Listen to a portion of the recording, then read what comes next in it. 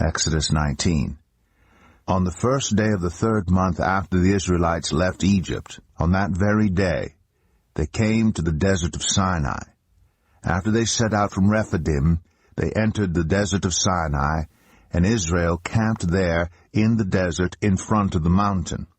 Then Moses went up to God, and the Lord called to him from the mountain and said, "This is what you are to say to the descendants of Jacob, and what you are to tell the people of Israel.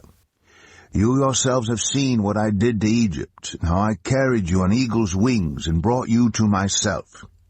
Now if you obey me fully and keep my covenant, then out of all nations you will be my treasured possession. Although the whole earth is mine, you will be for me a kingdom of priests and a holy nation. These are the words you are to speak to the Israelites." So Moses went back and summoned the elders of the people, and set before them all the words the Lord had commanded him to speak. The people all responded together, "We will do everything the Lord has said." So Moses brought their answer back to the Lord. The Lord said to Moses, "I am going to come to you in a dense cloud, so that the people will hear me speaking with you and will always put their trust in you." Then Moses told the Lord what the people had said. And the Lord said to Moses, "Go to the people and consecrate them today and tomorrow. Have them wash their clothes and be ready by the 3rd day, because on that day the Lord will come down on Mount Sinai in the sight of all the people. Put limits for the people around the mountain and tell them, 'Be careful that you do not approach the mountain or touch the foot of it. Whoever touches the mountain is to be put to death.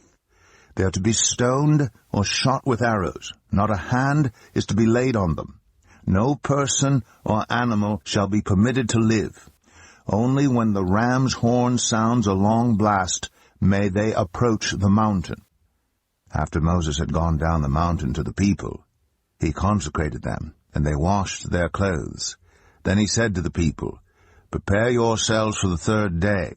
Abstain from sexual relations." On the morning of the 3rd day there was thunder and lightning, with a thick cloud over the mountain, and a very loud trumpet blast. Everyone in the camp trembled. Then Moses led the people out of the camp to meet with God, and they stood at the foot of the mountain. Mount Sinai was covered with smoke, because the Lord descended on it in fire. The smoke billowed up from it like smoke from a furnace, and the whole mountain trembled violently. As the sound of the trumpet grew louder and louder, Moses spoke, and the voice of God answered him. The Lord descended to the top of Mount Sinai and called Moses to the top of the mountain. So Moses went up, and the Lord said to him, "Go down and warn the people so they do not force their way through to see the Lord, and many of them perish. Even the priests who approach the Lord must consecrate themselves, or the Lord will break out against them." Moses said to the Lord, "The people cannot come up Mount Sinai because you yourself warned us. Put limits around the mountain and set it apart as holy." The Lord replied, "Go down and bring Aaron up with you. But the priests and the people must not force their way through to come up to the Lord, or he will break out against them." So Moses went down to the people and told them. Exodus 20.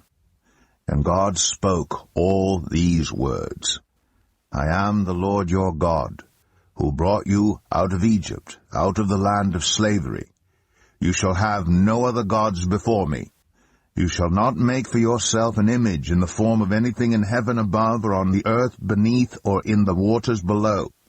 You shall not bow down to them or worship them, for I, the Lord your God, am a jealous God, punishing the children for the sin of the parents to the 3rd and 4th generation of those who hate me, but showing love to 1,000 generations of those who love me and keep my commandments.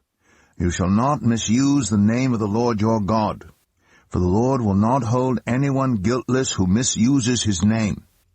Remember the Sabbath day by keeping it holy. 6 days you shall labor and do all your work. But the seventh day is a Sabbath to the Lord your God. On it you shall not do any work, neither you, nor your son or daughter, nor your male or female servant, nor your animals, nor any foreigner residing in your towns. For in 6 days the Lord made the heavens, and the earth, the sea, and all that is in them, but he rested on the seventh day. Therefore the Lord blessed the Sabbath day, and made it holy. Honor your father and your mother, so that you may live long in the land the Lord your God is giving you. You shall not murder. You shall not commit adultery. You shall not steal. You shall not give false testimony against your neighbor. You shall not covet your neighbor's house. You shall not covet your neighbor's wife, or his male or female servant, his ox or donkey, or anything that belongs to your neighbor. When the people saw the thunder and lightning, and heard the trumpet, and saw the mountain in smoke, they trembled with fear. They stayed at a distance and said to Moses, "Speak to us yourself, and we will listen, but do not have God speak to us, or we will die." Moses said to the people, "Do not be afraid. God has come to test you, so that the fear of God will be with you to keep you from sinning." The people remained at a distance, while Moses approached the thick darkness where God was. Then the Lord said to Moses, "Tell the Israelites this, you have seen for yourselves that I have spoken to you from heaven. Do not make any gods to be alongside me. Do not make for yourselves gods of silver or gods of gold. Make an altar of earth for me, and sacrifice on it your burnt offerings and fellowship offerings, your sheep and goats and your cattle. Wherever I cause my name to be honored, I will come to you and bless you. If you make an altar of stones for me, do not build it with dressed stones, for you will defile it if you use a tool on it. And do not go up to my altar on steps, or your private parts may be exposed." Exodus 21. These are the laws you are to set before them. If you buy a Hebrew servant, he is to serve you for 6 years. But in the 7th year he shall go free, without paying anything. If he comes alone, he is to go free alone. But if he has a wife when he comes, she is to go with him. If his master gives him a wife and she bears him sons or daughters, the woman and her children shall belong to her master, and only the man shall go free. But if the servant declares, "I love my master and my wife and children, and do not want to go free," then his master must take him before the judges. He shall take him to the door or the doorpost, and pierce his ear with an awl. Then he will be his servant for life. If a man sells his daughter as a servant, she is not to go free as male servants do. If she does not please the master who has selected her for himself, he must let her be redeemed. He has no right to sell her to foreigners, because he has broken faith with her. If he selects her for his son, he must grant her the rights of a daughter. If he marries another woman, he must not deprive the first one of her food, clothing, and marital rights. If he does not provide her with these 3 things, she is to go free without any payment of money. Anyone who strikes a person with a fatal blow is to be put to death. However, if it is not done intentionally, but God lets it happen, they are to flee to a place I will designate. But if anyone schemes and kills someone deliberately, that person is to be taken from my altar and put to death. Anyone who attacks their father or mother is to be put to death.